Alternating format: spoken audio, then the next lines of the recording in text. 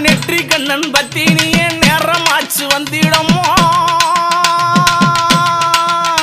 அடி நெற்றி கண்ணன் பத்தினியே நேரமாச்சு வந்திடமா சோதி அழகியம்மா சோதியா